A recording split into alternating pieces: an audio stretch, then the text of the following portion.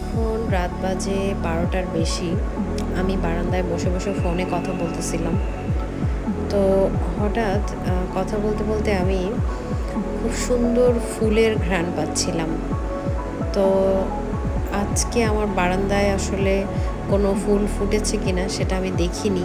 এরপরে যখন ফ্ল্যাশটা অন করলাম, আমি দেখলাম যে আমার দোলন চাপা গাছে নতুন ফুল এসেছে। এই যে দেখা যাচ্ছে, এই দোলনচাপা গাছটা আমি ২ বছর আগে নিয়েছিলাম মেলা থেকে, বৃক্ষ মেলা থেকে। পরে ১ বছর ফুল ফোটেনি, তার পরের বছর ফুল ফুটেছে এবং আবার এই বছরেও ফুল ফুটেছে। আর দোলনচাপার ঘ্রাণ এত সুন্দর, যারা দোলনচাপার ঘ্রাণ বা দোলনচাপা ফুল দেখেছে একমাত্র তারাই বুঝতে পারবে।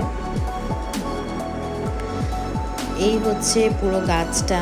এখানে একটা ছোট বয়ামের মধ্যে আমি গাছটা লাগিয়েছি। তেমন একটা পরিচর্যা করা হয় না। তারপরও গত ২ বছর ধরে এরকম সুন্দর ফুল আসতেছে। খুবই ভালো লাগছে। আসলে নিজের বাগানের গাছে ফুল ফুটলে অনেক ভালো লাগে।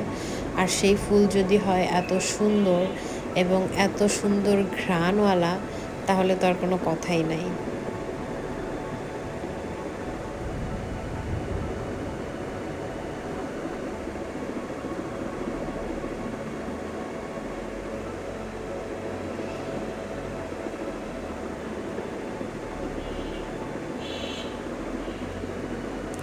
ফুলটা একদম মাখনের মতো সফট, এত সুন্দর লাগছে। এই যে আরও গাছ আছে এখানে, কিন্তু কলি দেখা যাচ্ছে না। আমার মনে হয় আর কোনো গাছে কলি আসবে না, এই একটা কলিতেই এবার ফুল হবে।